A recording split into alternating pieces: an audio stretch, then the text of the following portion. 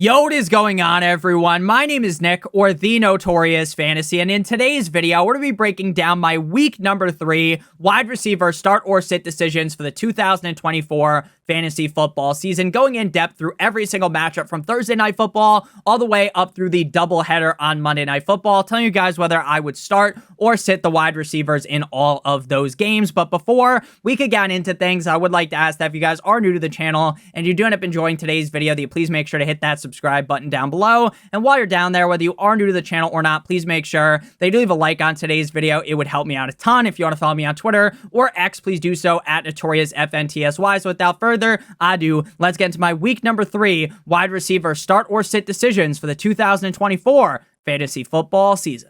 We begin with our first matchup of the week, the New England Patriots at the New York Jumbo Jets in Gotham, and there is only one wide receiver in this matchup that I'm confident starting, and that is going to be Garrett Wilson. Now, based upon where you drafted Garrett Wilson in either the late first round or the early second round, he has definitely been a disappointment. Now, he hasn't fully capsized your fantasy football team, but he hasn't been what we thought he would be. He's just been relatively mid. He definitely has not hit that peak, in my opinion, that I believe he has in him. And I do think that peak is going to come out very, very soon. Now, going one-on-one with Christian Gonzalez is definitely far from ideal, and I think this will be a tough spot for Garrett Wilson, but I still think we should be discussing Garrett Wilson inside of the top 12 range at the wide receiver position in fantasy football until it is made abundantly clear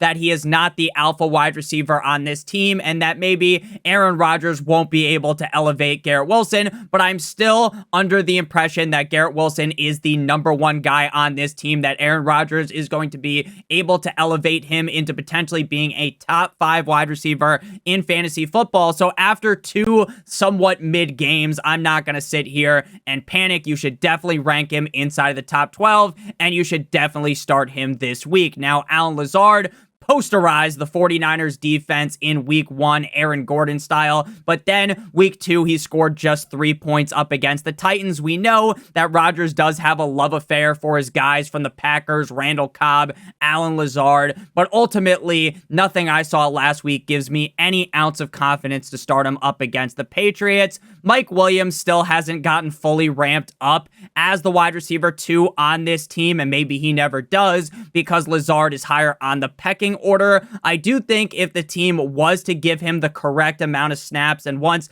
he is fully 100% healthy, Mike Williams could end up being a star in fantasy football, a very reliable wide receiver 2 or flex option. But as of right now, he definitely belongs on the bench. Now, for the Patriots, my main man, Jalen Polk, scored a touchdown last week up against the Seahawks, and I am hoping that they continue to feed him the rock, as I know that he has the skill set to be the number 1 wide receiver on this team. With that being said, though, and while it was all fine and dandy that he scored a touchdown, he had just 3 targets last week and now is facing a stout Jets defense. There is absolutely no reason to play him. Teach me how to Dougie. Demario Douglas was held to a grand total of 0 targets in week number 2 with the rise of Jalen Polk, and with Henry sucking in targets with the skill that Mia Malkova sucks dong. There is no need to play Douglas. The exact same thing can be said about KJ Osborne, who is a clear sit. Next up, we move to the New York Football Giants on Sunday, going up against the Cleveland Browns in Cleveland. Now, Malik Neighbors had a 64% target share up against the Commanders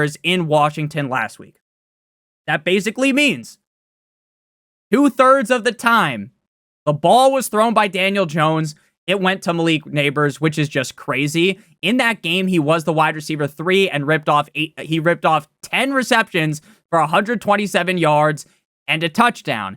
The come down narrative is definitely here, as he is going up against a much tougher matchup in the Cleveland Browns defense. Now, Malik Neighbors should still be fed heavily enough to finish as a mid-tier wide receiver 2, but I do believe his upside is capped due to the fact that the matchup isn't some soft serve ice cream matchup like we saw last week for Malik Neighbors. Now, Wan'Dale Robinson has actually been fine so far this season, but You match the fact that Daniel Jones is throwing him the ball, and the fact that they're going up against an elite defense is just a chemical concoction that will lead to Wan'Dale Robinson scoring like 2 fantasy points in this game. So I definitely wouldn't start him. Darius Slayton is Daniel Jones wide receiver 3, and the wide receiver 3 of Daniel Jones should never be started. End of discussion. I wish I could do the Tony Soprano voice because then that would have been a lot funnier. For the Cleveland Browns, this is Amari Cooper's last chance. Last chance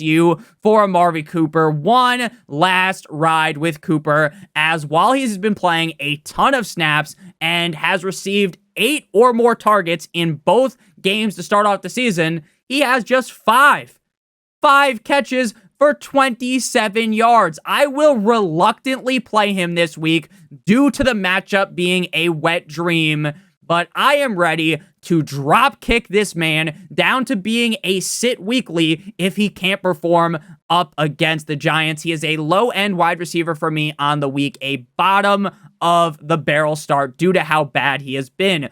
Jerry Jeudy, just like Amari Cooper, we have seen Jeudy get hammered with targets. Peppering him targets left and right, Salt Bay style. But unlike Cooper, Jeudy's targets have actually turned into fantasy football production. Back-to-back top 33 wide receiver showings. And in this matchup, I think he can easily do it again. And frankly, I'm going to be honest with you guys, I would rather start Jerry Jeudy over Amari Cooper. Elijah Moore looked last week up against the Jags. But with Cooper and Jeudy obviously ahead of him in the pecking order, and with Massage Man Deshaun Watson under center, you just don't want to start him. Next up, we move to the Green Bay Packers at the Tennessee Titans. The Packers upset the Indianapolis Colts last week. I think everyone and their mother expected the Packers to lose that game after losing Jordan Love Me Tender, Love Me Sweet. They figured that the Colts would steamroll them, roll them up in a joint and smoke them. Anthony Richardson would be hitting them from the back, and that just didn't end up being the case. Now, Jaden Riley Reed is a bottom of the barrel start this week. I think the Titans defense is sneaky good, and with Jordan Love out, the passing attack is not good in Green Bay at all. Now, his upside is still there, as the team will look to get Jaden Reed out in space, get him some maybe end around, some easy screens, easy targets, and Jaden Reed is so good, he's like Deebo Samuel light, he could take the ball to the crib from anywhere. But the problem is the floor is the basement because it's Malik Willis and not Jordan Love, who could elevate him even in a bad game to be decent. The floor is very low, but I still would be fine starting Jaden Reed in the worst of scenarios. I love Christian Watson, but with Malik Willis, you can't even come remotely close to starting Watson. Dobbs did lead the team in receiving yards last week, but just like with Christian Watson, you would be getting incredibly cute playing either of those guys. Calvin Ridley last week shined bright like a diamond up against the Jets, letting his nuts hang in that matchup. 4 receptions for 77 yards and a touchdown with one rush for 10 yards. And another score, 2 touchdowns in that game, wide receiver 7 in PPR, with the team still looking to use the just the tip technique with DeAndre Hopkins, kind of easing him into the games week in and week out, giving him slightly more amount of snaps. I believe Calvin Ridley will still operate as the numero uno wide receiver on this team. While I wouldn't take out my mortgage and bet Ridley to be a top 12 wide receiver this week, again, because I don't think the Packers defense is completely trash, he will be ranked as a high end to middle end wide receiver 3, a guy that you would definitely be pretty happy to be your flex. Like I said with Ridley, the team is still ramping up D-Hop. Hop played in less than 45% of snaps in both games. And with the Packers defense not being a pushover, I think that you probably shouldn't be playing D-Hop until we see something change. And the facts are facts. Will Levis is about as accurate as trying to take a piss when you're off the Jose Cuervo and you're aiming left and right. You can't see anything. So I would not be starting D-Hop. Tyler, yeah, Boyd has an awesome nickname. I love Tyler Boyd. Always been a fan of him ever since Cincinnati. But 2 games in a row with 5 targets. But with Boyd reaching UNC status at 29 years old in an offense led by Will Levis, there is just no reason to play him. Next up, we move to the Chicago Bears at the Indianapolis Colts. This is our Colts. This is our team. We bleed blue. If you've never seen that video of that dude singing that song, it's beautiful. That's the stuff you listen to before football on Sunday. It gets you fired up. I watch Anakin fight Obi-Wan on Mustafar with that song playing. It gets me absolutely bricked up for some football. Wiki. DJ Moore is going to be a start, but until the offensive line, that feels like a turnstile, and until Caleb Williams figures it out, DJ Moore has been downgraded in my rankings. While I still believe that DJ Moore is the guy in this offense and that he is one of the better wide receivers in the NFL, and he is going to continue to get fed the rock, his upside is capped by Caleb Williams looking straight ass like Sophie Rain. He is a low-end wide receiver 2 in my book. Now, once Caleb Williams figures things out, DJ Moore is going to have those monster games. He's going to be hitting the monster mash in the end zone. But until then, you can't heavily rely on DJ Moore, which is why he's in the lower end of the wide receiver 2 spectrum. Keenan Allen missed last week with a heel injury, and this is something you want to monitor all week. As of right now, I haven't really seen anything that says Keenan Allen's going to be back, or that Keenan Allen is guaranteed to be out, so that's something you want to monitor. If he is able to see the volume that he saw in week 1, he should be fine, but I still think DJ Moore is better than him. And with Caleb Williams being as suspect as it gets, he's more in the wide receiver 3 range.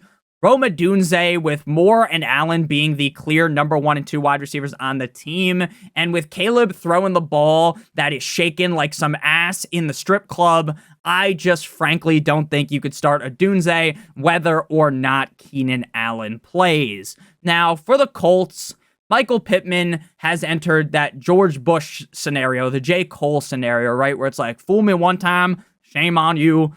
Fool me twice, can't put the blame on you. Fool me 3 times, fuck the peace sign, load the chopper, and let it rain on you, because that's how I feel about Pittman.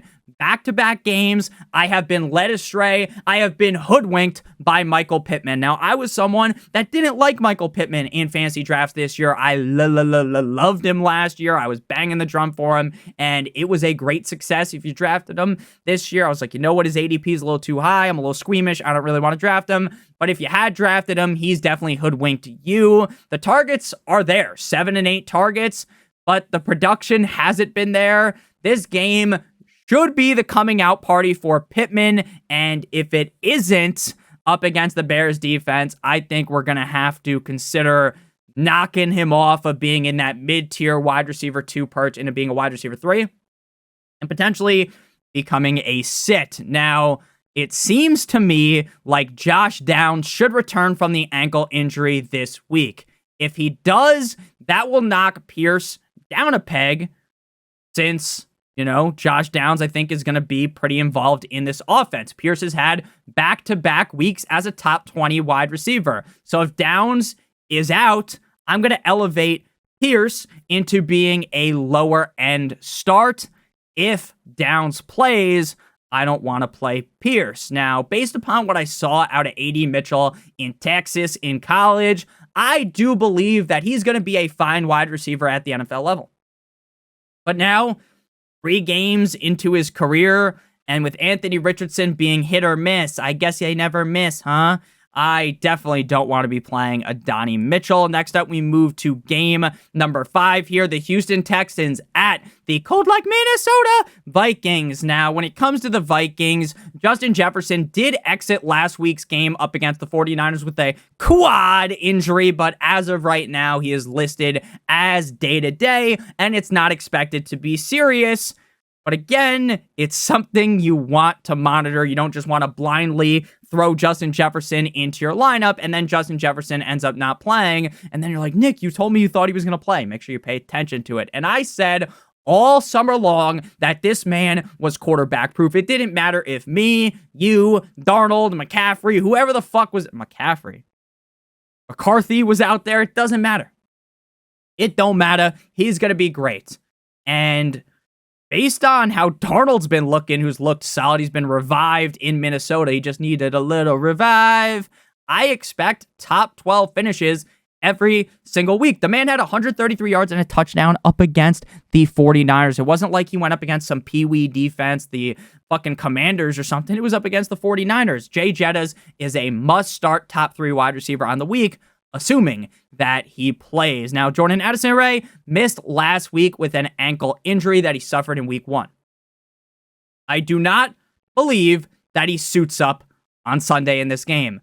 But I am as much of a doctor as Johnny Sins, so I wouldn't bet my life on that. Even if he does end up playing, though, with him being banged up in the summer, hurt again, definitely don't want to play him. Jalen Naylor, I barely knew her, took his 3 receptions for 54 yards for a touchdown last week up against the 49ers in a game that was an upset of the century. David versus Goliath, and the Minnesota Vikings end up cashing there. If Addison does not play and you are in a deeper league, I think Naylor can be played. He scored in back-to-back weeks, but if you are in a more normal league and maybe you're not as down bad with all of these injuries at wide receiver, which just feels ridiculous at this point, I think you're getting a little ambitious if you fire him up. Now, for the Texans, some of you may disagree with the sentiment of, if you're looking at the screen right now, if you're not watching on a podcast, make sure you guys hit that subscribe button down below, hit that like button. You might disagree with starting all 3 of these guys. Now, in the summer, I was discussing, hey, Nico, Cousin, let's go Bowling Collins was the guy. He's the guy, the number 1, the head of the table, Roman Reigns. And he went nuclear last week. He had back-to-back top 13 wide receiver performances. And I told you guys during the summer that he's the guy. He's that guy, pal, and I feel like a genius. Wide receiver 4 last week up against the Bears in prime time. 2 straight games with 115-plus yards. He is the alpha, the number 1 wide receiver on this team, and is a must-start option weekly. Top 8 for me this week. And he is on a pedestal above those other guys. Like, Nico Collins feels very safe weekly, whereas Diggs and Tank Dell are kind of just crawling down below looking for the scraps. The scraps. Now, when it comes to Stephon Diggs, with the sample size, I get it's only 2 games. It's not a large sample size. Diggs appears to be the number 2 behind Collins. With that said, Collins having a feast every single week leaves Diggs being more touchdown dependent.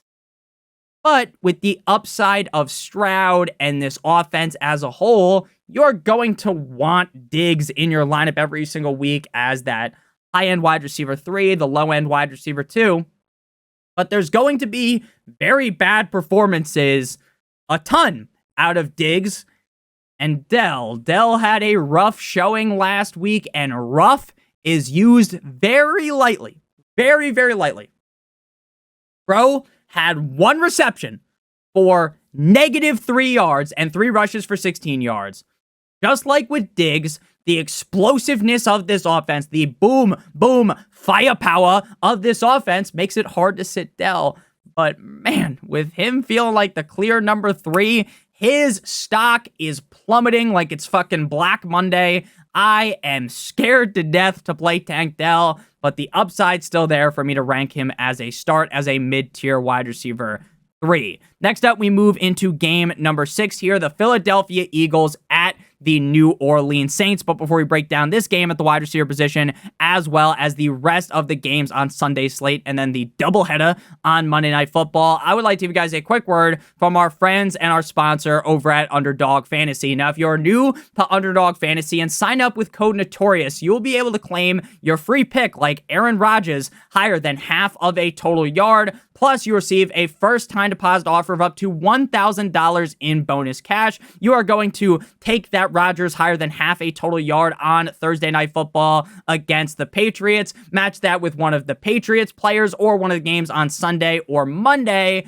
And then if both of your picks hit, you receive 3 times your entry fee. Now, you might be thinking, Nick, I'm watching this on Thursday night. The game's already been played, or I'm watching this on Friday. If you use promo code Notorious, you will get something very similar to this. It just won't be Aaron Rodgers. It will be a different player. So again, promo code Notorious, or click on the link in the video description to claim your free pick, plus a first-time deposit offer of up to $1,000 in bonus cash. So back on into things here. The Eagles, the Dirty Birds, I guess the Dirty Birds of the Falcons, but the Birds going up against the New Orleans Saints. And great googly moogly, what a game that was on Monday Night Football. The comeback king, Coles, Cash, Kirk, slays the Eagles. Devontae Smith is now in the driver's seat as the number 1. A.J. Brown is expected to miss multiple weeks. He's just one of a bunch of casualties to injuries, dealing with a hamstring. Going forward, Smith will operate as the wide receiver 1, and that operation he was a smooth operator last week. Back-to-back great performances for Smith, while the matchup here definitely doesn't seem ideal. The Saints defense has been rock solid. It would be impossible for me to rank Smith outside the top 12, as the targets are going to be coming in bunches like the crunches, and this Kellen Moore offense, while the defense kind of sold the game there, the offense looked great. Dotson, coming from Washington, he's now the 2. Now the 2 with what are the air quotes, right? The 2, not really, because Brittian Covey was the number 2. 1 target in 2 straight games. While I do think the talent's there for Dotson, nothing from his stint so far in Philly would tell you that you'd want to start him or even roster him. Covey is a guy you've probably never even heard of until last night. 6 for 6 for 23 yards up against the Falcons. It was cool and all, but you're definitely not going to start him up against the Saints. For the Saints, Olave finally was involved last week, right? In week number 1, when the Saints hit the Panthers with the 619 Rey Mysterio, when they hit him with the Crossroads, Cody Rhodes style, they hit him with the Spear, Roman Reigns style, the Haluva kick, right? And you're like, wow, if you saw the end score to that game, you would have thought Olave had 20 fantasy points. He didn't. He shit the bed. Didn't have a good game. But in week 2, in Jerry's world, he bounces back. It's a solid matchup up against the Eagles this week. I pray to the fantasy football gods above that this is the breakout game for Olave, currently a high-end wide receiver 2 for me. His teammate, Rashid Shaheed, has left defenses in the dust. Barry Allen, the Flash style, in back-to-back games. Top 15 wide receiver in 2 straight games with a touchdown in each game. I do still believe that Olave is the guy to have in New Orleans, but Shaheed has shown that speed kills. The quickness of him is unreal. Derek Carr has been able to hit him easily. It didn't look like last year where Derek Carr would throw the ball and it would be in the next state. It would go out of the stadium. So I am happy to see what I've seen for Olave and Shaheed. And I would still, though, rank Olave ahead of Shaheed. And Shaheed is a low-end wide receiver 2 to a high-end wide receiver 3. Mason Tipton, brother of London Tipton from The Sweet Life on Deck, or The Sweet Life of Zach and Cody, appears to be the number 3 on the team. But appears to be is kind of a broad term because they have a bunch of other guys as well. He sees like 0 touches, so you wouldn't want to start him or even roster him. He's not owned in like 64-team leagues. Next up, we move to the Los Angeles Superchargers going up against the Pittsburgh Steelers in Heinz Field, but it ain't actually called Heinz Field anymore. In Pittsburgh, in the Burgh, Justin Fields has been good, right? Good enough to win the games. Let the defense put the team on the back, and Justin Fields just don't fuck anything up and they'll win. But the passing attack is lacking, to say the least, in Pittsburgh. I think as of right now, once Russ gets healthy, they can win this game. So even once Russ gets healthy, I don't think they're going to switch off Justin Fields, which I actually think is bad for Pickens. Not because Russ is going to turn back time, he's going to do something crazy and turn into Mahomes or his old self, But you just know there's going to be more passing volume with Russ under center. I would just have to believe that. Pickens is still start worthy. Saw a bunch of targets week 1, not so much week 2, but I can't rank him inside of the top 24 as of right now. And the Chargers defenses look great. This game reeks of being low scoring, so he's just a high end to a mid-tier wide receiver 3. The rest of the Steelers, if you start the wide receiver 2 or 3 in a Justin Fields offense, you just deserve everything that happens to you, right? It is like you're just assuming that when your girlfriend said she wanted to be on break, she wasn't getting fucking slammed by the whole football team. So you got to stay away. Everything I said about Van Jefferson is exactly what I would say about Calvin Austin. So you're not going to start him. For the Chargers, Ladd McConkey had a letdown game in week 2 in a great matchup. While the team doesn't have a clear number 1 wide receiver, could be Ladd this game, could be QJ. I think it's kind of between the two. This is a really tough matchup. It's not like they're going up against the Giants, the Commanders, the Panthers, a defense like the Broncos that just really isn't all that great, like going up against a strong defense. So I just don't feel confident in starting any of the guys rocking powder blue. QJ scored not once, but twice in week number 2, and I damn near fell to my knees when I saw that. I was so shocked. It didn't feel real. I had to pinch myself. Like, is this fake? Am I watching a Madden gameplay where Quentin Johnston's like 99 overall? He made himself 99 overall. He looked good. So it is just one game. So, I'm not going to sit here, give him the gawk 9,000, hit him with the fucking Hawk Tua, spit on that thing, right? I'm not going to do that. The matchup's really hard, so you don't even want to start him. Like, if he has a big game, I wouldn't be surprised because it seems like Quentin Johnston is better than we thought he was. But again, after one good game, I'm not going to sit here and, just say that, oh, he's the clear number 1 wide receiver, because in week 1, it was Ladd. Josh Palmer feels like the number 3 on a super run-heavy offense, so there's really no need to play him, especially against the Steelers. Next up, we move to the Denver Broncos at the Tampa Bay Buccaneers. Now, Evans, I had him ranked very highly, and sadly, he didn't bring the boom last week up against the Lions, but he did end up dicking down the Commanders in week 1, so I'll give him a pass. I get that he may have been get put in the Thunderdome this week one-on-one with Patrick Surtain Jr., but you would be a real silly goose not to believe that Magic Mike can't win that matchup and can't be a top 12 guy. He's a stone cold lock to be a top 12 wide receiver in my rankings, and Mr. Baker Mayfield is looking mighty fine. Next up in this game, we got Godwin. Just like Mike, I got Godwin ranked inside the top 12. Back-to-back Michael Jordan 96-97, top 8 performances, and honestly, the target share that Godwin has seen might make Godwin more consistent than Evans. Now, I still think due to the touchdown prowess, the red zone dominance, where he makes even the biggest defender look little, mossing guys. Evans is a fucking beast in the red zone, so I think Evans probably has the more high-scoring upside, like where Evans is like the wide receiver 1, 30-plus fantasy points, multiple touchdown performance. I don't think Godwin has that, but due to the target share, due to the consistency of the sheer amount of targets thrown his way, he may end up this season being a lot more consistent than Mike Evans. They're using him in a way that they did prior to last season. They are giving him an insane amount of targets because they know when you get the ball into Godwin's hands, he will make things work. And that's what I said they were going to do in the summer. So hopefully you guys listen to me because things have gone swimmingly. If you want to rank Chris Godwin over Mike Evans, I will not judge you. So you can do that if you would like. Now we move to the third guy in Tampa Bay, and that's Jalen McMillan. With Evans and Godwin on the team, targets are just hard to come by, especially when Rashad with 2A's White is sucking in targets like Kirby. Every few weeks, you're going to see McMillan take the ball to the crib like he did in week number 1. But if he's just getting 3 or 4 targets every single week and you're chasing a touchdown, it just feels like you can't start McMillan with the other guys healthy. Knock on wood, we don't root for injuries. For the Broncos, Sutton has had 16 targets through 2 games, but nothing has come from it until Bo Nix puts up his big boy pants on here and looks halfway decent.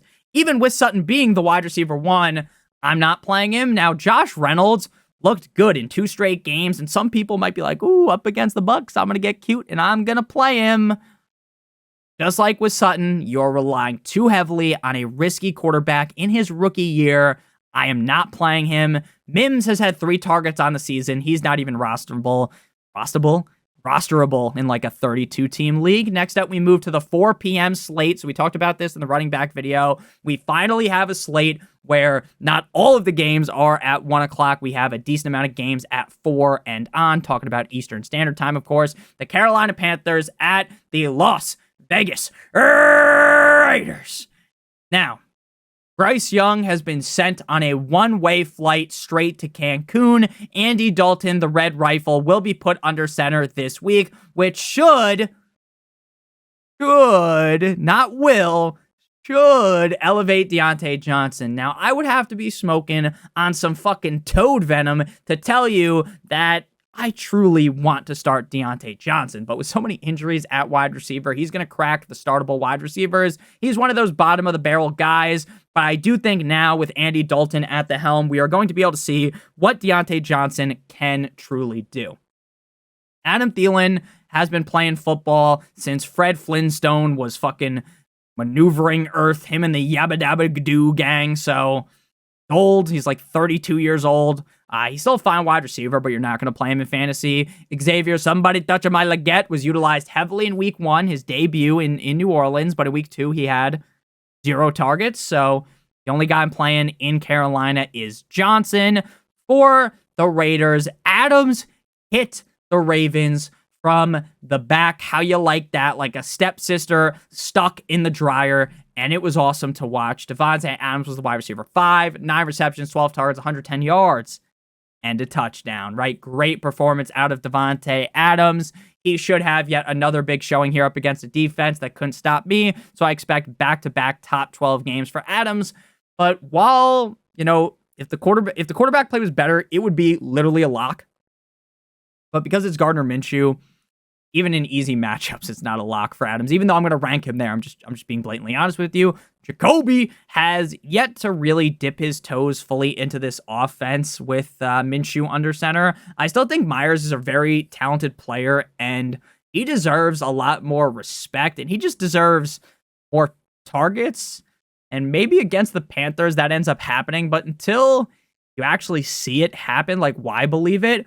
Trey Tucker is fast, speed, Lightning McQueen, but as the wide receiver 3 in a Minshew offense, you ain't playing that, even up against the Panthers. Next up, we got my Dolphins going up against the Seattle Seahawks, and Tua Tagovailoa has been placed on IR, so he's out for at least the next 4 games. So we are at the mercy, at the will of Skylar Thompson, and if they pull the plug on him, it will be Snoop Tyler Huntley. Tyreek, so good that even in this terrible scenario, he should eat. But as a Dolphins fan, I will tell you, I locked on to watching those Skylar Thompson performances in 2022. And I will tell you, the brother can't play. He cannot play. Now, big pause. And maybe he could take more sacks than Tua can because he's big. And, maybe he's better than he was 2 years ago. But what I saw last year tells me, like, hey, don't duck and cover from Tyreek because, once Tua comes back, he'll be great again, right? Make Tyreek great again. But right now with Skylar, shit's not going to be sweet. Like, Tyreek can take any dump off 99 yards to the crib, and hopefully the Dolphins win this game for my sake. But Tyreek, who's like a unanimous, undisputed top 3 wide receiver every week, has now fallen into the high-end wide receiver 2 range. Now, Tyreek may be slightly fucked, just a little bit fucked by Tua being out. But Waddle, he's not just a little bit. He is super fucked, in all caps, super fucked by Tua being out. Waddle, just like Tyreek, freak athlete, super fast, big play, upside guy on any play. But with the focus on this offense, I believe being Achane in the run game, I think Waddle has lost a ton of value. Now, I wouldn't trade him for a half-eaten bag of beef jerky, half-eaten bag of Doritos, Fritas, whatever the heck you like to eat. But his time as a top 24 wide receiver weekly basically is over until Tua is back. He is currently a low-end wide receiver 2 to a high-end wide receiver 3 in my rankings. DK Metcalf for the Seahawks. Actually, we'll hold that note on DK Metcalf because first we got to talk about Braxton Berrios. Braxton Berrios, Mr. Alex Earl. I would rather live in the hotel from The Shining and play Berrios. That's all you need to know. For Metcalf. Metcalf hit the Patriots with that coffee pot like Richie Aprile in The Sopranos did Mr. fucking Beansy. Fucking smacked him in the face with the coffee pot. 28.9 PPR points. Wide receiver dose. Geno has been looking like he did back in 2022, and the new look offense has been beautiful. Chef's kiss Magnifique compared to what we saw last year. Now, Ramsey is typically a tough matchup, but Ramsey has been playing hurt, so I expect Metcalf to have a solid wide receiver 2 showing this week with top 5 upside. JSN had 16 targets last week, and very unlikely that would happen again against the Dolphins. Those 16 targets led to 12 receptions for 117 yards. All summer long, the talk from the Seahawks has been, we want to get the ball into JSN's hands. And it appears they're doing just that.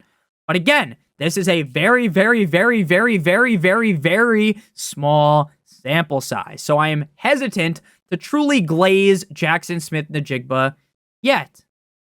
He is definitely going to be a start and is a guy that I would be ecstatic to flex or be my wide receiver 3, high-end wide receiver 3.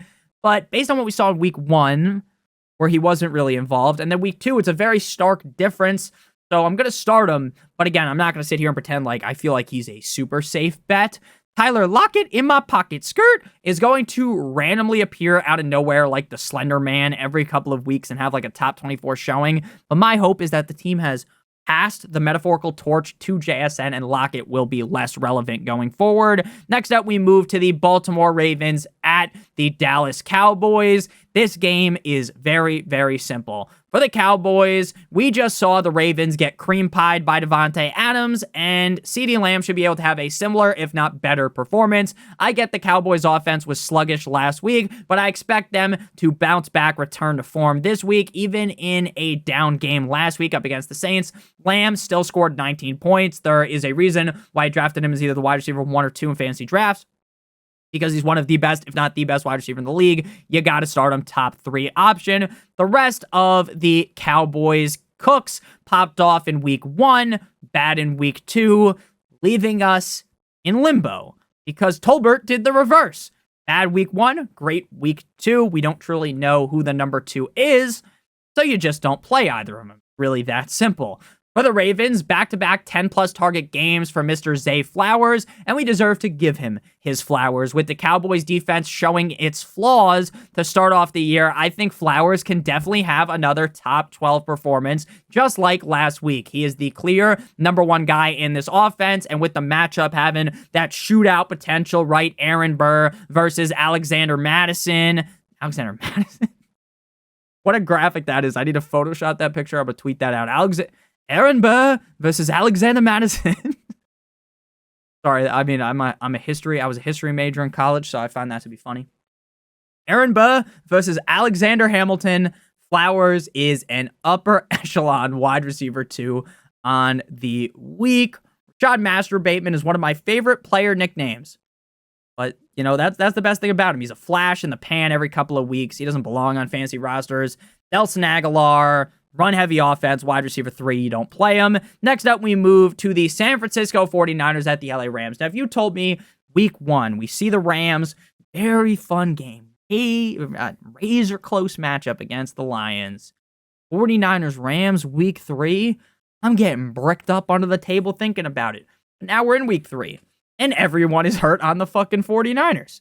I want to list Robinson as a start, but with the offensive line being battered, just revolving door, and with Stafford going to be getting rocked a bunch in this game, without Puka and Kupp there, I know he's going to be the number 1, but up against the 49ers defense, I'm not playing Demarcus Robinson. Tyler Johnson, just like Demarcus, Tyler Johnson will see a bunch of snaps in this game, but Will it actually turn into anything with the team on the back foot? I don't really think so. Jordan, are you bipolar? I'm by winning. Ton looks good, but with him being so low in the pecking order, and again, with so many question marks, I'm not playing him.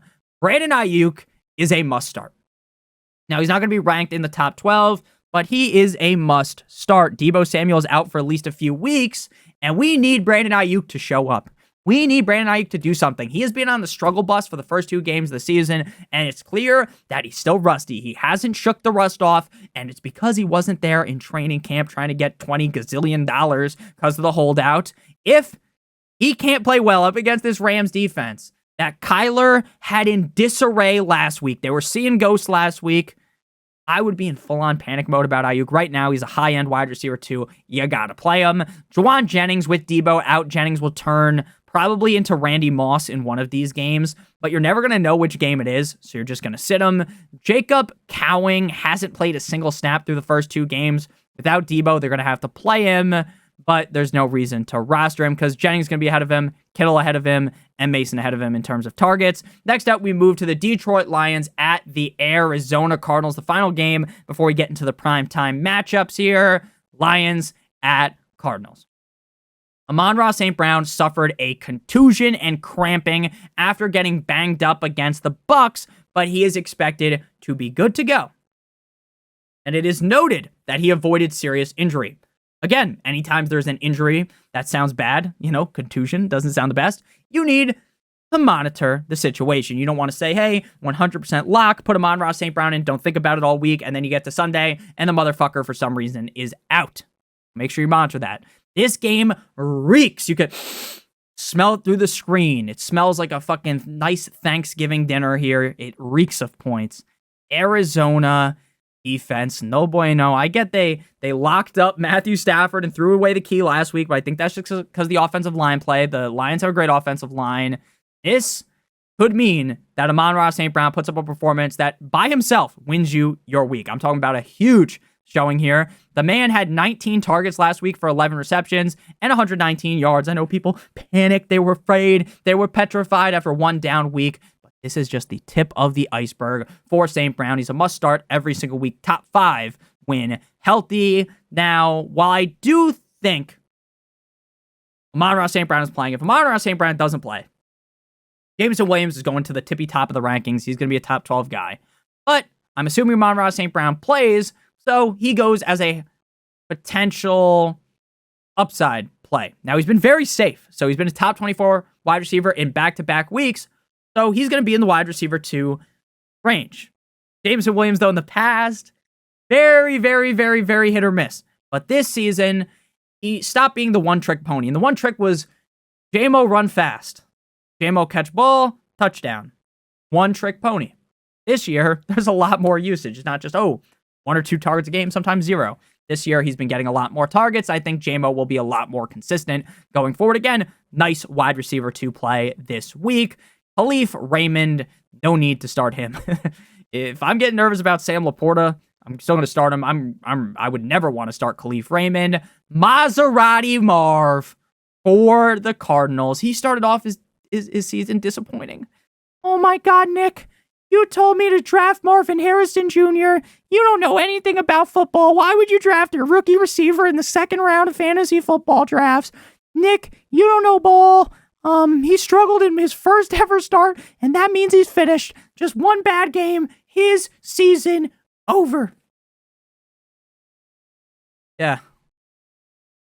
Yeah, that's what the comments looked like. That's what they looked like. And I know, look, I'm not here to dance on your grave, right? But Marvin Harrison Jr., my, oh my. He looked fine. No Diddy in that game, man. And what they're talking about with Diddy is insane, by the way. Like, they're saying, he said some crazy shit on TV today, and I tweeted it out. It was like something about being a freak, and it was so funny because they kept saying it, and it's crazy what he did, so it's not really funny what he did, but it's just insane. They found, like, tons and tons of, like, lube and moisturizer and shit. That guy's a freaky fucking bastard. But back to the actual point of things here. Marvin Harrison has one down game, and boo-hoo. I can't play him again. And the motherfucker was the wide receiver 1, 130 yards, 2 touchdowns, should have had 3. Now up against Detroit in a high-scoring game, Got to start him. I expect him to crack the top 10 yet again. The wide receiver 2 spot on this team for the Cardinals is up in the air, right? Marv is Timothy, and McBride sees a lot of looks. So that leaves unknowns at wide receiver 2. Could it be Michael Wilson or could it be Greg Dortch? Either way, I'm just not going to start them until we get more clarity. Next up, we move to the Kansas City Chiefs at the Atlanta Falcons. A good old bailout special for the Kansas City Chiefs to win the game. And the hot Atlanta Falcons make a big drive at the end of that game. Drizzy Drake London scores, and he came alive like Frankenstein. He scored the game-winning tug. Kirk Cousins is looking a whole lot better than week 1. Now, he's not fully back yet. Even he himself, I read on Twitter, said that he doesn't feel 100%. Will he ever get back to 100% is a question, but I think he will look better than he looked last week going forward. Drake London is going to be a staple as a safe wide receiver 2 option weekly once Cousins gets better. He still feels to me a little bit risky. I don't love this matchup against the Chiefs, but in terms of ranking him this week, he's more of a low-end wide receiver 2 on the spectrum, again, because of the matchup, but I do love me some Drizzy Drake London. For the other guys, Darnell, here comes the Mooney, went off on Monday Night Football, but with Pitts and Bijan there, see a bunch of targets, and it being up against Chiefs, I'm just not going to be starting Darnell Mooney. I personally felt like Ray McCloud deserved a flag at the end of that game, but he's actually been fine. He's been the wide receiver 45 and 46, I believe, in back-to-back games. That's fine. You're in a fucking 72-man league, so we're not going to play him. For the Chiefs, all summer, I was doing tricks on Rashee Rice. I was up there like fucking Tony Hawk, like Sean White, like Wee Man in the Tony Hawk video game. I was doing tricks on the metaphorical meat of Rashee Rice, and it's paid dividends. Back-to-back top 16 showings, and I expect his best game yet coming this week as I got him ranked inside of the top 5. Xavier Worthy, Professor X, is exactly what I thought he would be. Boom or bust. Boom or bust. Week 1, wide receiver 11. Week 2, wide receiver 69. Giggity. You still got to play him due to the upside, but we know the safety isn't there. Low-end wide receiver 3 start for me on the week. They also have Justin Watson. They've got Juju, Boo Smith-Schuster. Don't start those guys. Next up, we move to the first game on Monday night, a Monday Night Football doubleheader. Who doesn't love 2 fucking games on Monday night? I actually don't. I'd prefer just to have 1. But we got the Jaguars at the no one circles the wagons like the Buffalo Bills. For the Bills, while the snaps point towards Keon Coleman being the guy, the fantasy output points directly at Khalil Shakir, who has been a top 31 wide receiver in 2 straight games. And I think he finishes around there on Monday Night Football. If he pops off and scores 2 touchdowns or something, he could get higher than that, but he just feels kind of like a floor play that is safe. Keon Coleman, again, he might be out there a bunch, but he's just running wind sprints, and Curtis Samuel reeks to high heaven, so you don't want to start him. For the Jaguars, Brian Thomas Jr., to me, looks like the best wide receiver on this team. Now, that's not to say Christian Kirk is some bum, but he's had just 2 catches on the year, and while I do expect things to get better, as of right now, Christian Kirk has been voted off the island survivor style and will be on my bench for now, whereas Thomas Jr. will get to play. Now, the targets haven't been heavy, right? The targets haven't been voluptuous for Mr. Brian Thomas Jr., but the fantasy points have been good. The Bills' defense is underrated, so I don't really expect him to pop off and have like a top 10 performance, but he should be a startable wide receiver 3 or flex option. So Brian Thomas Jr., you're starting for the Jags. Well, Shakir for the Bills. Kirk, I think, will have his best game yet, but that's just because he barely has any points in the first 2 games. Next up, we move to the left hands up. Who are we? The Commanders going up against the Cincinnati Bengals in Cincinnati. Now, when you learned last week, if you didn't watch the game, you didn't see the game, you didn't see Commanders versus Giants. Terry McLaurin has 6 receptions on 8 targets. You would have probably thought, against the fucking little tykes, the Giants, you would have assumed that Terry McLaurin hit them with the stink face Rikishi style. You would have expected that he dropped 70 yards, at least 70 yards. And he probably got a touchdown right now. He had fucking 6 receptions for 22 yards. Now, I'll give Terry, back it up, Terry. I'll give him another chance this week. But my patience is being tested here, right? That's something like your parents will say to you. That ever happened to you when you were a kid, right? My patience is being tested with you. And then you go and you run away and you go fucking hide in one of those like coat racks. And then you're hiding and then your mom's looking for you. And then you're like, I can't find me. And then you're hiding and then they have to call over the loudspeaker to look for you. And then you finally find your mom and she just fucking smacks you directly in the face. My mom would never do that, of course, but maybe she did. Who knows? I will give Terry another chance, though. But again, my patience is wearing thin. Down performance off of principle alone. He will be a sit next week. If he has another down one, he's done. Wide receiver 3 for me on the week. Luka McCaffrey, Noah Brown. I won't even waste my time talking about those guys. You sit them. Chase Jamar had me on tilt last week. I was on tilt. Now, I didn't draft much Jamar Chase. So I wasn't on tilt because I have them. It was just frustrating to watch because I know some of you guys have them that watch my videos. Hit that subscribe button if you're new. Hit that like button too. I love you guys, but I was getting a little bit tilted. I was like, oh, you guys drafted Jamar Chase and he's been raw dogging you, right? And there was ever a game though for the comeback to occur, it would be up against the Commanders. The Commanders defense is so bad. I am 100% confident in ranking him as top 5 wide receiver this week. If he disappoints again, that's just terrible. That is just downright terrible. This matchup is way too easy for him to disappoint again. Andre Yosivas, while Chase had me ready to fucking go to Home Depot and purchase a rope, Yosivas had 2 tugs on 2 catches for 7 yards. He's the clear number 2 with... Oh, I smacked my microphone. Sorry for that. He's the clear number 2 with T. Higgins out. So I will rock with him as a low-end wide receiver 3 flex option type of play. If... Higgins comes back with the hamstring, I would bench Yosivas, but I wouldn't be confident enough to actually play Higgins due to him coming off of the hamstring injury. I would rather leave him on the Pines. Thank you guys all so much for watching today's video. If you did end up enjoying, make sure you guys hit that subscribe button down below like it owes you some money. Leave a like on today's video. It would help me out a ton. If you want to follow me on Twitter or X, please do so at NotoriousFantasy. You guys can get access to my rankings down below. I do weekly rankings on Patreon for $7.50 a month. I also answer every single question on there. And if you guys would like to check out Underdog Fantasy, use promo code Notorious to get that free pick, plus a first-time deposit offer of up to $1,000 in bonus cash. I love you guys all so much. I hope you have a great rest of your guys' day. And as always, good boy.